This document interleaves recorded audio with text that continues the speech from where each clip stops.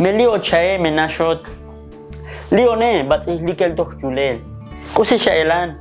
Lek oyon tahnik libote. Lek nosh u kanosh malkak alkune. Lasha malon chkil.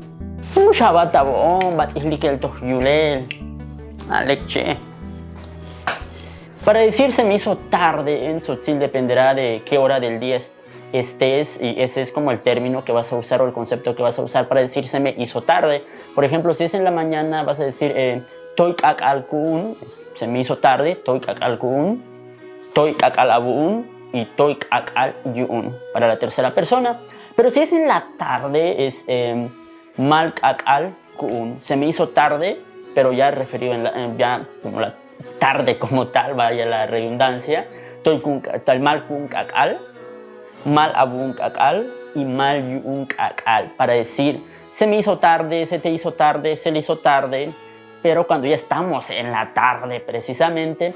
Y por ejemplo, que digamos que se me hizo tarde, pero tiene que ver ya como la noche, por ejemplo, o que no sé, o ya tenían que verse con alguien como tipo 5 o 6, cuando apenas está comenzando, se supone, a oscurecer. Por ejemplo, ikun osil, o sea, se me hizo noche, o sea, es otra forma de decir también, se me hizo noche o se me hizo tarde, pero ya estamos en la noche o estás llegando en la noche a un lugar, puedes decir ikun osilkun, es como se me hizo noche o se me hizo tarde, pero ya referido en la noche. Ikun osilkun, ikun osilabun y ikun osilyun.